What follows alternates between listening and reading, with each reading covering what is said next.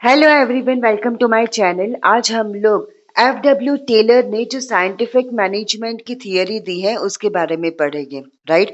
तो टेलर कौन थे? टेलर ने आपको साइंटिफिक मैनेजमेंट की थियरी 1856 से लेकर 1915 के बीच में दी थी। राइट। टेलर ने आपको कब दी थी? 1856 से लेकर 1915 के बीच में दी थी।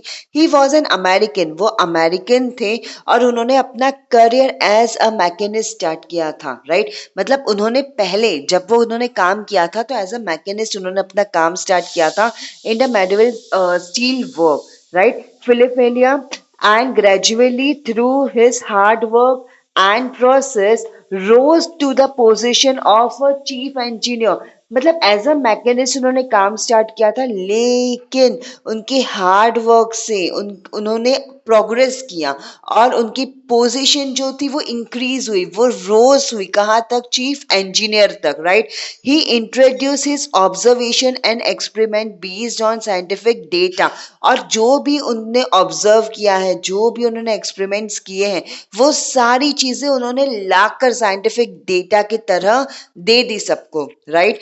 Taylor's approach towards management in term of scientific management। तो यहाँ पे टेलर की जो अप्रोच है, वो अप्रोच जो है उसे हम लोग क्या बोलते हैं? हम लोग उसे बोलते हैं साइंटिफिक मैनेजमेंट। तो साइंटिफिक मैनेजमेंट वो किसका अप्रोच है? टेलर का अप्रोच है। For this contribution in development of management thoughts, उसे हम लोग क्या बोलते हैं? Father of scientific management. Father of modern management किसको बोला जाता है? हेनरी फ्योल्कॉर। Father of scientific management F Taylor. So please यहाँ पे कंफ्यूज मत होना। राइट। तो यहाँ पे Taylor management theory is based on scientific experiment. Taylor की जो भी थियोरी है वो किसके ऊपर बेस्ड है? साइंटिफिक एक्सपेरिमेंट्स के ऊपर। नॉर्मल एक्सपेरिमेंट्स नहीं, साइंटिफिक एक्सपीरियंस के ऊपर बेस्ड है। दिस थियोरी इन्वॉल्व, क्या इन्वॉल्व करते हैं? Application of scientific approach. Apply कैसे करता है scientific approach to decision making. मतलब डिसाइड करने के लिए हम लोग को साइंटिफिक अप्रोच को यूज कैसे करना है, अप्लाई कैसे करना है, और हमें हमारे प्रॉब्लम्स को कैसे सॉल्व करना है at the same time. Right.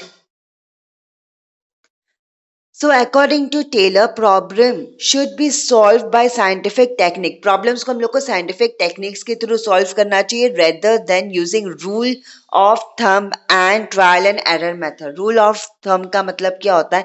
हर एक जगह पे सेम टेक्निक यूज करो। Right. And trial and error method का मतलब क्या आता है? गलती करो, गलती से सीखो, और उसके बाद मतलब ये तो टाइम कंज्यूमिंग होता है। तो ये चीजों से हटके उन्होंने साइंटिफिक टेक्निक्स जो है वो लेकर आए हैं। कौन लेकर आए हैं? F Taylor. राइट। तो ये डेफिनेशन है जो साइंटिफिक मैनेजमेंट का किसने दिया है आपको? फ्रेडरिक टेलर ने दिया है। क्या बोलते हैं फ्रेडरिक टेलर जी? ये बोलते हैं साइंटिफिक मैनेजमेंट कंसिस्ट ऑफ, मतलब इंक्लूड करते हैं, scientific management consist of knowing what you, मतलब आप, मतलब मैनेजमेंट, आपकी organization want man to do exactly. आपकी ऑर्गेनाइजेशन मैन से क्या करवाना चाहती है, एग्जैक्ट क्या करवाना चाहती है, and seeing it that they do it in best and cheapest manner. और ये देखना कि जो उन्होंने सिखाया है वो बेस्ट एंड चीपेस्ट मैनर में करते हैं या नहीं करते हैं। वापस से एक बार, किसने दिया है ये डेफिनेशन? फ्रेडरिक टेलर ने दिया है। क्या बोलते हैं वो? साइंटिफिक मैनेजमेंट कंसिस्ट ऑफ, क्या क्या लेकर आते हैं? Scientific management consist of knowing what you, मतलब management want man to do exactly, and seeing it that they do it in best and cheapest manner. Okay. तो ये प्रिंसिपल ऑफ साइंटिफिक मैनेजमेंट में पहला क्या है? Science not rule of thumb. Okay. Science not rule of thumb. अभी यहाँ पे इसका मतलब क्या होता है? कोई भी आप डिसीजन लो, कोई भी आप डिसीजन लो, तो बायस मेथड के थ्रू मत लो, आप जजमेंट मत करो। देखो देखो देखो देखो, मुझे एक चीज बोलो। समझो कि आपका फर्स्ट यूनिट टेस्ट चल रहा है ना। फर्स्ट यूनिट टेस्ट में आप कोई भी एक पेपर में समझो आप ओसीएम में फेल हो गए 1 मार्क्स से। राइट। तो ऐसा तो नहीं है कि यहाँ पर ही मैं कंक्लूड कर दूं कि आप बोर्ड एग्जाम में फेल हो जाओगे। नहीं, आपके पास अभी भी 8 to 9 मंथ्स है। 8 to 9 मंथ्स में तो दुनिया भी चेंज हो जाती है। तो आप आपके कॉन्सेप्ट को नहीं बिल्ड कर सकते। तो यहाँ पे जजमेंट, पर्सनल जजमेंट नहीं देना चाहिए। ये वाला जो पॉइंट है ये आपको क्या बताता है कि आपको पर्सनल जजमेंट्स नहीं पास करने चाहिए, राइट? तो यहाँ पे science not rule of thumb, personal judgement आपको पास नहीं करना है। आपको ये पॉइंट यहाँ पे याद रखना है।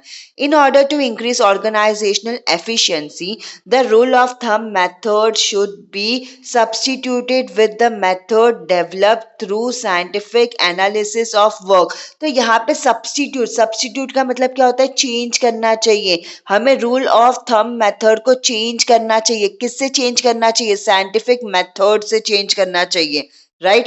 Why? Because rule of thumb decisions are based on personal judgment of the manager. Rule of thumb method का मतलब क्या होता है? यहाँ पे ये जो मैनेजर है ना वो खुद का ही पर्सनल जजमेंट से डिसीजंस ले लेते हैं।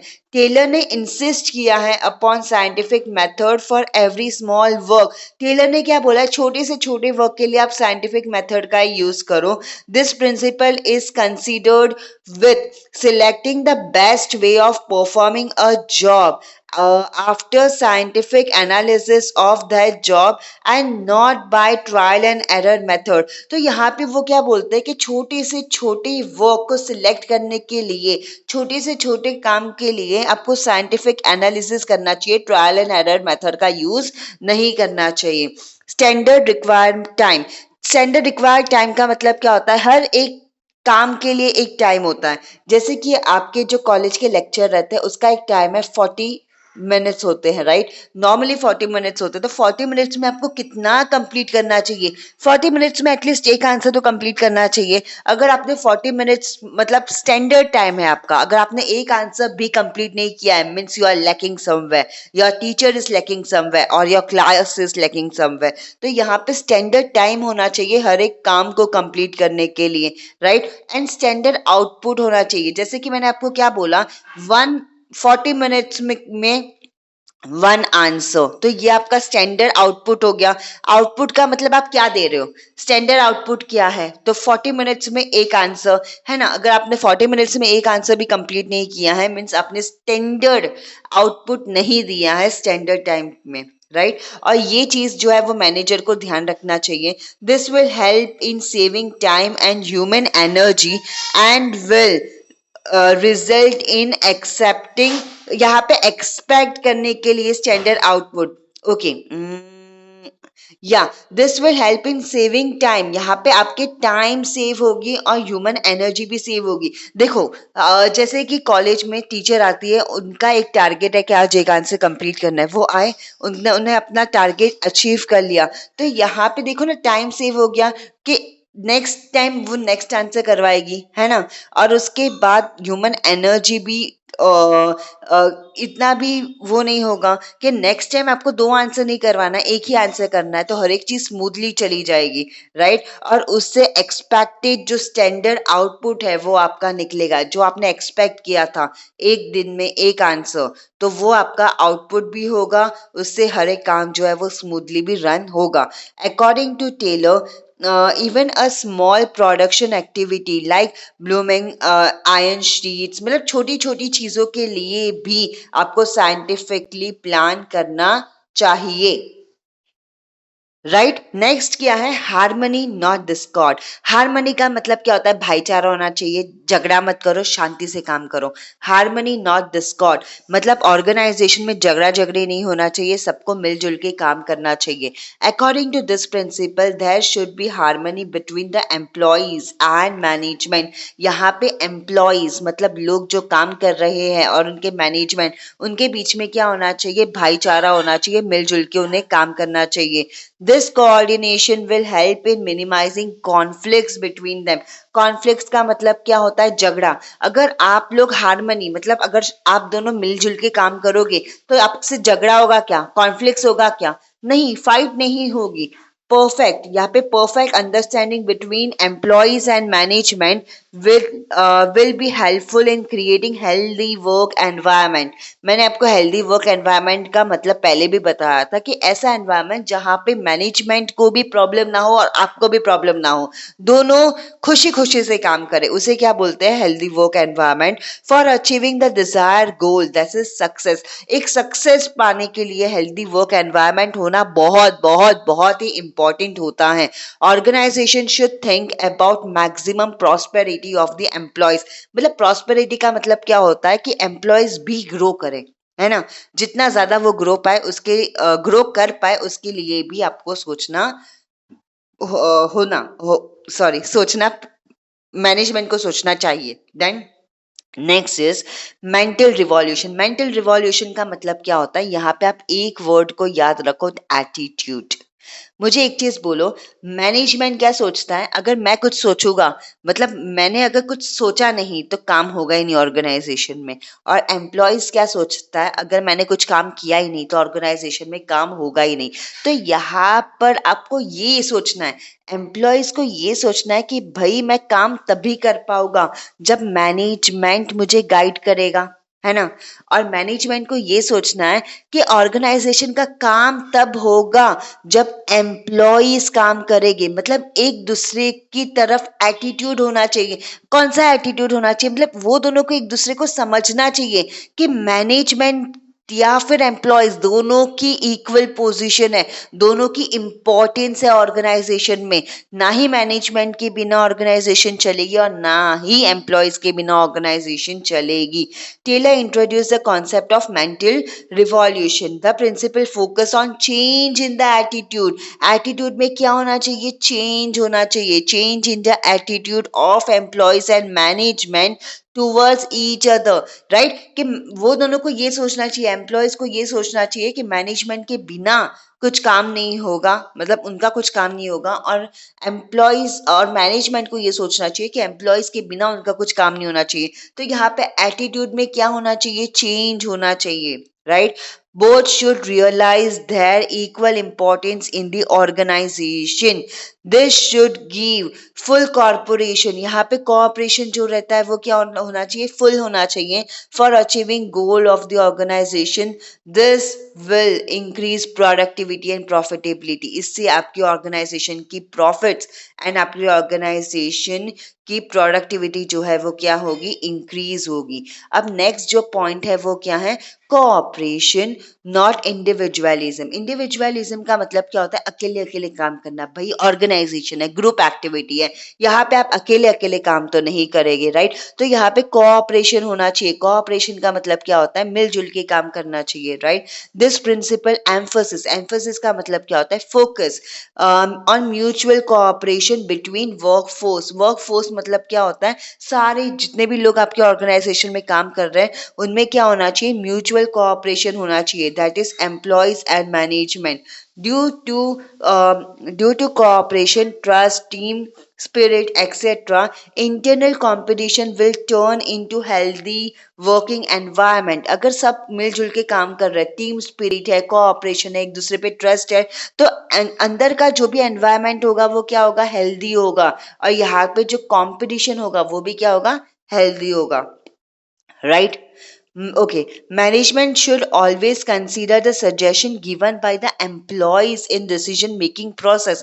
जो employees decisions के लिए वो जो suggestions देते हैं वो भी management को क्या करना चाहिए, management को लेना चाहिए, management को देखना चाहिए, right, management को सुननी चाहिए employees की।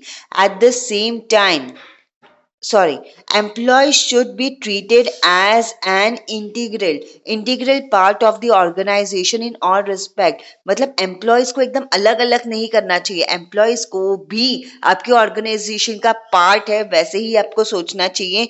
और हर एक टाइप में, हर एक में आपको उनकी रिस्पेक्ट करनी चाहिए।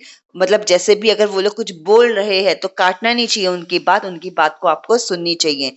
At the same time, employees should resist themselves from putting on strike and making necessary demand from management, और एम्प्लॉयज को भी सोचना चाहिए, यहाँ पे उनको स्ट्राइक्स में नहीं जाना चाहिए अननेसेसरीली, और डिमांड नहीं करना चाहिए मैनेजमेंट के ऊपर, उनको भी ऑर्गेनाइजेशन के बारे में सोचना चाहिए।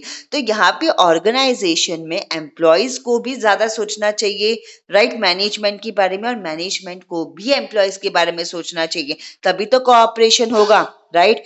Okay, they should treat each other as two pillars of the organization, वो उनको एक दूसरे को दो पिलर की तरह मानना चाहिए कि ये दोनों मेन पिलर्स है। पिलर्स देखो, आपके घर के पिलर्स इंपॉर्टेंट है, पिलर्स गिर गए तो आपका घर भी गिर जाएगा। वैसे ही ऑर्गेनाइजेशन के ये जो होते हैं वो दो इंपॉर्टेंट पिलर्स होते हैं, अगर ये गिर गए तो आपका ऑर्गेनाइजेशन भी गिर जाएगा। नेक्स्ट पॉइंट क्या है, डिविजन ऑफ रिस्पॉन्सिबिलिटी। रिस्पॉन्सिबिलिटी का मतलब क्या होता है, ड्यूटी। ऑर्गेनाइजेशन में बहुत सारे एम्प्लॉयज होते हैं, राइट, मैनेजमेंट के लोग होते हैं, तो इनमें आपकी जो ड्यूटी होती है, मतलब ऑर्गेनाइजेशन के काम जो होते हैं वो इक्वली डिस्ट्रीब्यूट होना चाहिए, और डिवाइड करने के टाइम पे आपको ये ध्यान रखना चाहिए कि उनको क्या काम आता है, राइट, वो हिसाब से आपको उन्हें काम देना चाहिए। Proper division of work should always be accomplished with division of responsibility between the management and employees. Okay, तो यहाँ पे क्या होना चाहिए, प्रॉपर वर्क को हमें डिवाइड करना चाहिए, राइट, किसके बीच में, मैनेजमेंट एंड एम्प्लॉयज के बीच में। Major planning is done. Planning कौन करता है, जो इंपॉर्टेंट प्लानिंग्स होता है वो top and middle level management के जो लोग हैं वो करते हैं, राइट। अथॉरिटी, अथॉरिटी का मतलब वो बड़े लोग जिनके पास पावर्स होती हैं, है ना, जैसे कि मैनेजर्स एंड वो सारे लोग। Whereas employees are concentrating on its execution. Execution का मतलब क्या होता है, जो प्लान ये जो बड़े लोग करते हैं, टॉप लेवल मैनेजमेंट करते हैं, उसको एग्जीक्यूट करना, मतलब वो प्लान को सच में लेकर आना ऑर्गेनाइजेशन में, ये जो काम है वो कौन करता है, एम्प्लॉयज करते हैं। जैसे कि फॉर एग्जाम्पल, अगर मैनेजमेंट ने डिसाइड किया है कि 1000 यूनिट्स बनाने हैं, 1000 यूनिट्स बनाने हैं, तो बनाकर कौन देगा, 1000 यूनिट्स बनाएगा कौन, एम्प्लॉयज बनाएंगे। तो एग्जीक्यूट कौन करेगा, प्लान को रियल लाइफ में कौन लेकर आएगा, तो वो कौन लेकर आता है, एम्प्लॉयज लेकर आते हैं। The reporting is done as per the instruction given by their superior. तो यहाँ पे सुपीरियर ने जैसे जैसे इंस्ट्रक्शंस दिए वैसे वैसे एम्प्लॉयज को काम करना चाहिए। Manager should always help, encourage and guide the employees. Manager को हमेशा एम्प्लॉयज की मदद करनी चाहिए, उन्हें एनकरेज करना चाहिए कि भाई आप कर सकते हो, करो, उन्हें गाइड करना चाहिए जिससे वो काम जो है वो बहुत अच्छी तरीके से करे। It help for best performance of managers as well as employees. इससे क्या होगा, ऑर्गेनाइजेशन में बेस्ट परफॉर्मेंस होगी, किसकी, एम्प्लॉयज एंड मैनेजर की, right. Okay, next point. Okay, so ये टॉपिक का लास्ट पॉइंट क्या है, डेवलप ऑफ एम्प्लॉयर, डेवलपमेंट। यहाँ पे डेवलप करना है, किसको डेवलप करना है, एम्प्लॉयर, मतलब boss. Development of employer, boss का डेवलपमेंट, जो वहां पे काम कर रहे हैं एम्प्लॉयज का development, for greater efficiency and maximum prosperity. Greater efficiency का मतलब क्या होता है, ऑर्गेनाइजेशन का बेस्ट, मतलब आप परफेक्ट, मतलब ऑर्गेनाइजेशन में इससे ज्यादा अच्छा कुछ नहीं हो सकता, राइट। उसे क्या बोलते हैं, greater efficiency and maximum prosperity. जितना बेस्ट हो पाए उतना बेस्ट करना, राइट। तो यहाँ पर best performance of any organization always depends on the skills and capabilities of the employees to a great extent. Yes, obviously जो भी ऑर्गेनाइजेशन है उनका काम जो है वो कौन करते हैं, एम्प्लॉयज करते हैं। तो ऑर्गेनाइजेशन का जो भी काम है वो किसके ऊपर डिपेंड करता है, उनके एम्प्लॉयज के ऊपर डिपेंड करता है, राइट। तो उनके स्किल्स के ऊपर डिपेंड करता है, उनकी कैपेबिलिटीज के ऊपर डिपेंड करता है। अगर कैपेबल एंड स्किल्ड एम्प्लॉयज अगर है कोई मैनेजमेंट में, तो एम्प्लॉयज, अरे वो मैनेजमेंट की तो हो गई बल्ले बल्ले, वहां के काम जो है वो बहुत अच्छी तरीके से हो जाएंगे। Thus providing training and development programmes to the employees whenever required.